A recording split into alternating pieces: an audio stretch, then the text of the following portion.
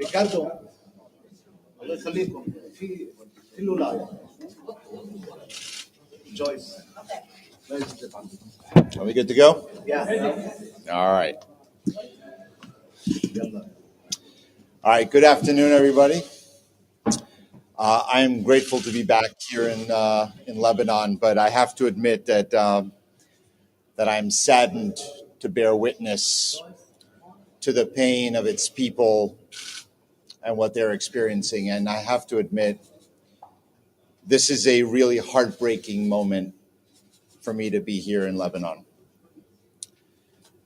The people of Lebanon, like everyone in the region, just want to go home, build a peaceful, secure, and safe and prosperous future for themselves and their families.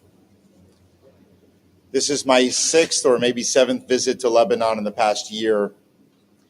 And while we spent 11 months containing the conflict, we were not able to resolve it. In each of my visits, I cautioned that the situation was urgent and the status quo was not sustainable. We were either going to reach a solution or things were going to escalate out of control. I stood at this very podium, time after time, including as recently as August, and cautioned about the urgency.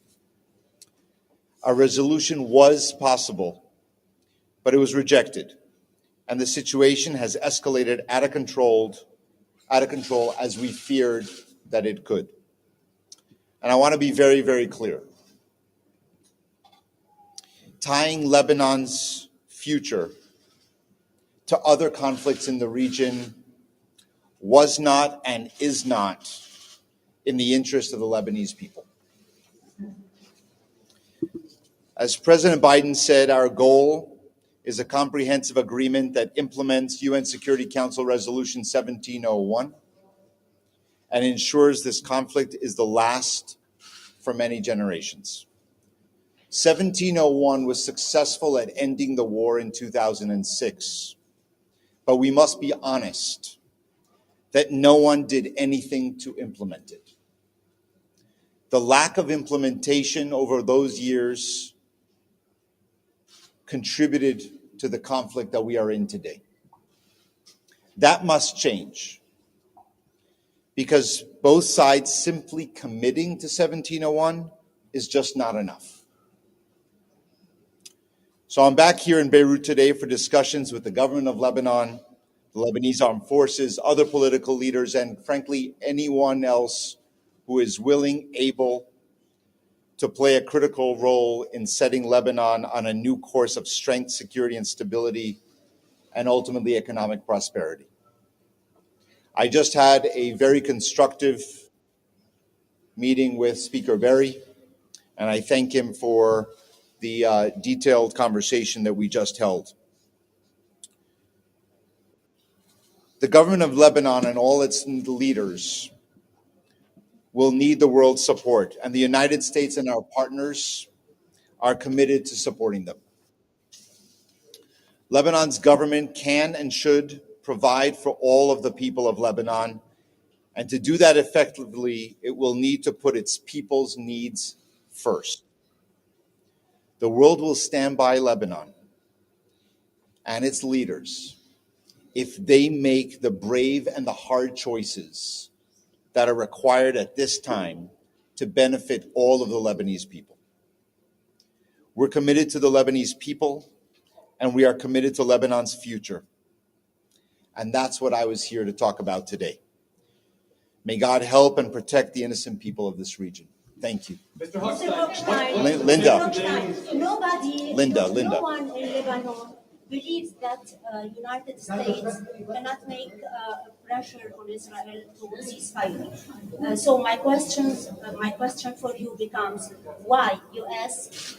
not putting enough pressure on Israel to ceasefire, to not ask why U.S. don't want that ceasefire? Well, the United States wants to end this conflict as soon as possible. That's what President Biden wants. That's what we all are working towards.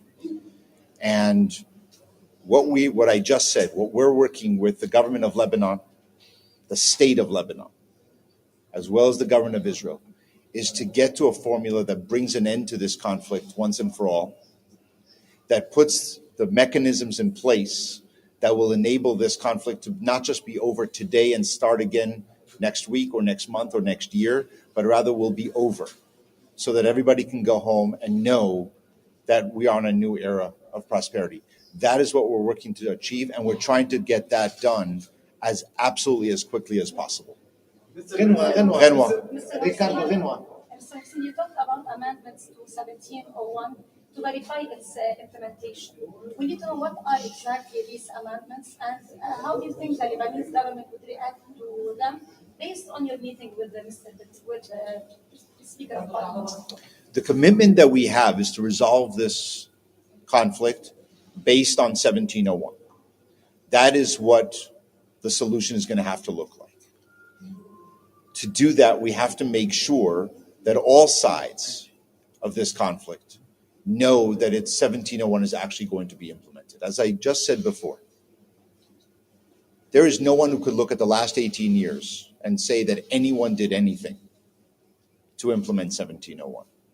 So we have to put things in place that give the people of Lebanon and the people of the rest of the region and the supporters of Lebanon the confidence that things would be different this time. Saying it, when people say, no, we are committed to 1701, that's what everybody has said since 2006. And yet here we are, where nothing from 1701 was implemented. So I'm here today to be able to have the conversation, not of how to change 1701. 1701 is what it is. That is what we are going to be looking for as the basis for the end of this conflict. But what are the things that will have to be done in addition in order to make sure that it's implemented fairly, accurately, transparently, so that everybody knows the path that we're on? So I think that has the confidence that we have to give the governments of both governments here, Israel and Lebanon, the people on both sides of the border, and the international community that has to come in to support Lebanon. Look, at the end of this kind of devastation that Lebanon is facing now, there's going to have to be reconstruction, and there's going to have to be an economic rebuilding in Lebanon. The international community is committed to doing that. The United States is committed to doing that. We're going to have to support the LAF, because if we want the Lebanese armed forces, that is going to be the critical piece of this cessation of hostilities, of this conflict resolution. They're going to need the help of the international community. The army is able to protect Lebanon, its borders, its ports, its every part of the country. It's going to need help. But for us in the United States, for the American people, and for the rest of the world who's going to come in and support both the economic and the military in Lebanon, we have to know that this is not just going to another round of conflict in a month or a year or 2 years. And that's why 1701 as a public commitment is not good enough. So that's what I mean when I say we're going to have to work on a different, not even updating. It's 1701, but we have to put things in place that will allow for confidence that it's going to be implemented for everyone. I'm not. I'll answer you. I will answer you. I will answer you. You're not going to like my answer. I'm going to negotiate with the government of Lebanon, and I'm going to try to do that in private in our meetings, and I won't go into negotiating the details of this in public. Mr. Hawkstein, it looks like the Israelis are building a buffer zone in the south. Does the U.S. support that? And do you support, as Axios reported this morning, sort of active enforcement by Israel of South Lebanon, of 1701? I am not going to comment on different reports in the media about different parts of different parties negotiating tactics or opening positions. We're going to have a substantive conversation with the government of Lebanon, with the government of Israel, about how best to bring about a cessation of hostilities to end this conflict, as I said before. And I'm going to try